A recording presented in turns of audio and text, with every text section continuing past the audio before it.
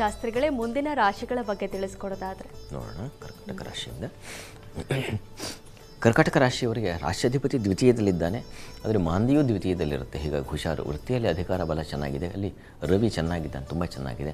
ಸ್ತ್ರೀಯರಿಗೆ ಪರಾಕ್ರಮ, ಧೈರ್ಯ, ಸಾಹಸ, ಏನೋ ಒಂದು ಕಠಿಣವಾದದ್ದನ್ನು ಸಾಧಿಸ್ತಕ್ಕಂಥದ್ದು, ಈ ಥರದ್ದೆಲ್ಲ ಚೆನ್ನಾಗಿದೆ. ವಸ್ತ್ರಾಲಂಕಾರ ವ್ಯಾಪಾರಿಗಳಿಗೆ ತುಂಬ ಚೆನ್ನಾಗಿದೆ, ಆದರೆ ಆಹಾರ ವ್ಯತ್ಯಾಸ ಮಾಡಿಕೊಳ್ಳೋ ಸಾಧ್ಯತೆ ಇದೆ. ಹೀಗಾಗಿ ಸ್ವಲ್ಪ ಹುಷಾರು. ಯಾವುದೋ ಸಭೆ ಸಮಾರಂಭ, ಈಗಂತೂ ವಿಪರೀತವಾಗಿ ಮದುವೆಗಳು ಮತ್ತೊಂದು ಇರುತ್ತಲ್ಲ, ಅಂಥ ಕಡೆ ಹೋದಾಗ ಆಹಾರದ ಕಡೆ ಗಮನ ಇರಲಿ. ಮತ್ತು ಕುಟುಂಬದಲ್ಲಿ ಸ್ತ್ರೀಯರಿಗೆ ಸ್ವಲ್ಪ ಏನೋ ಘರ್ಷಣೆಗಳು, ಹಣಕಾಸಿನ ವ್ಯತ್ಯಾಸ ಆಗುವ ಸಾಧ್ಯತೆ ಕೂಡ ಇದೆ ಸ್ವಲ್ಪ ಪ್ರಮಾಣದಲ್ಲಿ.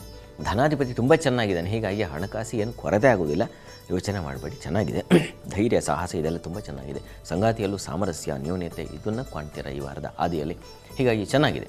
ಸ್ತ್ರೀಯರಿಗಂತೂ ಬಲ ಚೆನ್ನಾಗಿದೆ. ಜನ್ಮಾಧಿಪತಿ ತೃತೀಯದಲ್ಲಿ ಸಂಚರಿಸುವಾಗ ಹೋರಾಟ ಮಾಡಿ ಆದರೂ, ಜಗಳ ಮಾಡಿ ಆದರೂ ಅದನ್ನು ಪಡ್ಕೊಳ್ತಕ್ಕಂಥದ್ದು, ಆ ಒಂದು ಧೃತಿ ಶಕ್ತಿ, ಧೈರ್ಯ ಶಕ್ತಿ ಚೆನ್ನಾಗಿದೆ. ಇನ್ನು ವಾರದ ಅಂತ್ಯ ನೋಡೋಣ.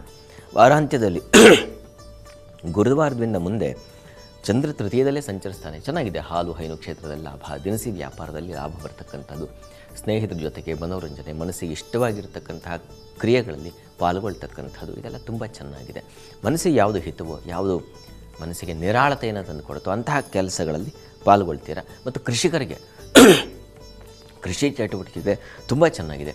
ಮತ್ತು ಮಾರುಕಟ್ಟೆಗಳಲ್ಲಿ ಹಣ್ಣು ಹೂವು, ಅದು ತುಲಾ ತಕ್ಕಡಿ, ಆ ರಾಶಿಯಲ್ಲಿ ಚಂದ್ರ ಸಂಚರಿಸುವಾಗ ಹೆಣ್ಮಕ್ಕಳು ಮಾಡುವ ವ್ಯಾಪಾರ ವಹಿವಾಟು ತುಂಬ ಚೆನ್ನಾಗಿರುತ್ತೆ, ಹೆಚ್ಚಿನ ಲಾಭಗಳಿಗೆ.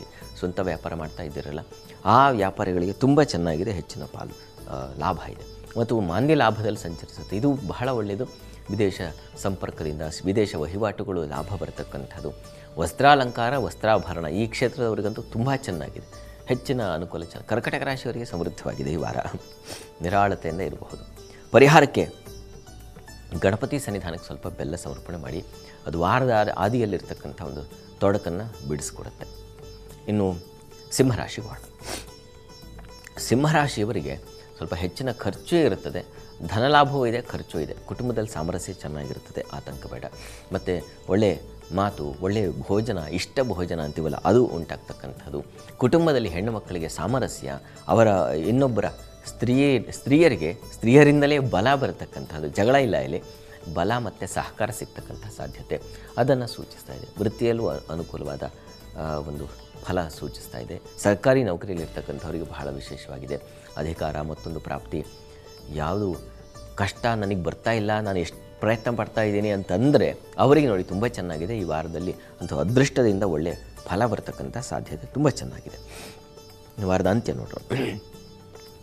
ವಾರಾಂತ್ಯದಲ್ಲಿ ಸಹೋದರ ಸಹಕಾರ ತುಂಬ ಚೆನ್ನಾಗಿರ್ತದೆ. ವೃತ್ತಿಯಲ್ಲಿ ಸ್ವಲ್ಪ ಕಿರಿಕಿರಿ ಬರುತ್ತೆ, ಅಲ್ಲಿ ಮಾಂದಿ ಬರುತ್ತೆ, ಕರ್ಮಸ್ಥಾನದಲ್ಲಿ ಸಂಚರಿಸುತ್ತೆ. ಈ ಕಾರಣದಿಂದಾಗಿ ನಿಮಗೆ ಶುಕ್ರವಾರ ಮತ್ತು ಶನಿವಾರ ಈ ಕೊನೆ ವೀಕೆಂಡ್ ಅಂತೀವಲ್ಲ, ಅಲ್ಲಿ ನಿಮಗೆ ಸ್ವಲ್ಪ ಕಿರಿಕಿರಿ ಆಗಬಹುದು. ಕೆಲಸಗಳು ಬೇಗ ಮುಗಿದೆ, ಎಲ್ಲ ಹೋಗಬೇಕು ಅಂತಿರ್ತೀರಾ, ಮುಗಿತಾ ಇರಲ್ಲ, ಇನ್ನೊಂದು ಕೆಲಸವೂ ಬಂದು ತಲೆ ಮೇಲೆ ಬೀಳುತ್ತೆ, ಈ ರೀತಿಯ ಒಂದು ಸಾಧ್ಯತೆ ಇದೆ, ಗಮನ ಇಟ್ಕೊಂಡಿರಿ.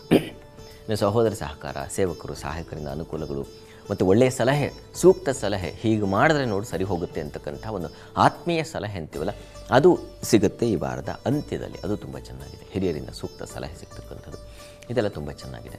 ಮತ್ತು ಅವಕಾಶ ಏನಾದರೂ ಹೊಸ ಪ್ರಯತ್ನ ಮಾಡ್ತಾಯಿದ್ರೆ ಅದು ತಪ್ಪಿ ಹೋಗುವ ಸಾಧ್ಯತೆ ಇದೆ. ಹೀಗಾಗಿ ವಾರದ ಅಂತ್ಯ ನಿಮಗೆ ಸ್ವಲ್ಪ ವೃತ್ತಿ ಕೆಲಸ ವಿಚಾರಗಳಲ್ಲಿ ಸ್ವಲ್ಪ ತೊಂದರೆಯನ್ನು ಸೂಚಿಸ್ತಾ ಇದೆ.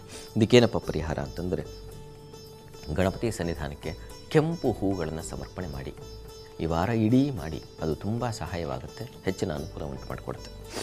ಇನ್ನು ಕನ್ಯಾ ರಾಶಿಗೆ ಹೋಗೋಣ. ಕನ್ಯಾ ರಾಶಿಯವರಿಗೆ ವಾರದ ಆದಿಯಲ್ಲಿ ವೃತ್ತಿಯಲ್ಲಿ ಅನುಕೂಲದ ಒಂದು ಫಲ ಇದೆ, ಮಾನ್ಯತೆ, ಹೊಸ ಅವಕಾಶಕ್ಕೆ ದಾರಿ, ಹಾಲು ಹೈನು ಕ್ಷೇತ್ರಗಳಲ್ಲಿ ಲಾಭ ಗಳಿಸ್ತಕ್ಕಂಥದ್ದು ಮುಖ್ಯವಾಗಿ, ಅದು ತುಂಬ ಚೆನ್ನಾಗಿದೆ. ದೈವಾನುಕೂಲದಿಂದ ವಿಶೇಷ ಸಹಾಯ ಸಹಕಾರಗಳು ಸಿಗ್ತಕ್ಕಂಥದ್ದು. ಕೈತಪ್ಪಿ ಹೋಗ್ತಾ ಇದೆಯಲ್ಲ ಅನ್ನೋಷ್ಟರಲ್ಲಿ ಯಾವುದೋ ಒಂದು ಮೂಲಕ, ಯಾರೋ ವ್ಯಕ್ತಿಯ ಮೂಲಕ ನಿಮಗೆ, ಅದರ ಸ್ತ್ರೀಯರ ಮೂಲಕ ಸಹಾಯಗಳು ಸಿಗ್ತಕ್ಕಂಥ ಸಾಧ್ಯತೆ ಇದೆಲ್ಲ ತುಂಬ ಚೆನ್ನಾಗಿದೆ. ಅನುಕೂಲ ಆಗುತ್ತೆ, ಅನುಕೂಲ ಪಡಿತೀರ.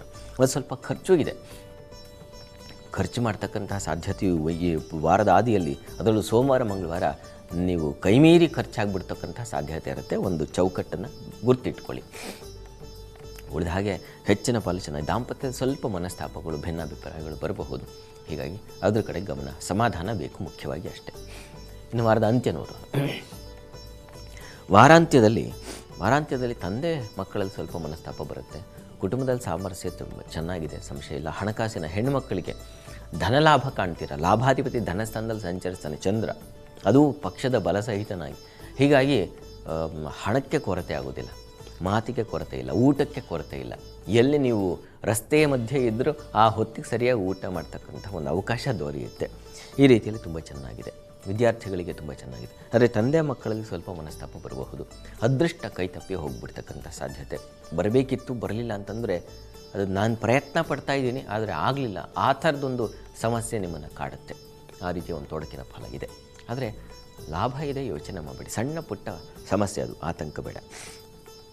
ಮನೆ ದೇವರು ಪ್ರಾರ್ಥನೆ ಮಾಡಿ. ಬುಧ ವಸ್ತುತಃ ರಾಶ್ಯಾಧಿಪತಿ ಗುರುವಾರದಿಂದ ಅಷ್ಟಮಕ್ಕೆ ಹೋಗ್ತಾನೆ. ಮುಖ್ಯವಾಗಿ ಆರೋಗ್ಯದಲ್ಲಿ ಸ್ವಲ್ಪ ಏರುಪೇರಾಗ್ತಕ್ಕಂತಹ ಸಾಧ್ಯತೆ ಇದೆ. ಹೀಗಾಗಿ ಗಮನ ಇರಲಿ. ಸ್ಕಿನ್ ಅಲರ್ಜಿ, ಸ್ಕಿನ್ ಡಿಸೀಸ್ ಅಂತೀವ, ಅವುಗಳಿಗೆ ಸಂಬಂಧಿಸಿರ್ತಕ್ಕಂತಹ ಸಮಸ್ಯೆ ಉಂಟಾಗಬಹುದು. ಕಣ್ಣಿನ ಬಾಧೆ ಉಂಟಾಗಬಹುದು. ಈ ಬಗ್ಗೆ ಸ್ವಲ್ಪ ಹುಷಾರಾಗಿರಬೇಕು. ಈ ಪ್ರಾರ್ಥನೆ, ಮನೆ ದೇವರ ಪ್ರಾರ್ಥನೆ ಜೊತೆಗೆ ವಿಷ್ಣು ಸನ್ನಿಧಾನದಲ್ಲಿ ಒಂದು ಅಭಿಷೇಕ ಮಾಡಿಸಿ. ನರಸಿಂಹ ಸನ್ನಿಧಾನದಲ್ಲಿ ಮಾಡಿಸಿದ್ರೆ ತುಂಬ ಒಳ್ಳೆಯದು. ನರಸಿಂಹ ಪ್ರಾರ್ಥನೆ ನಿಮ್ಮ ಪಾಲಿಗೆ ಒಂದು ವರವಾಗುತ್ತೆ. ಪ್ರಯತ್ನ ಮಾಡಿ.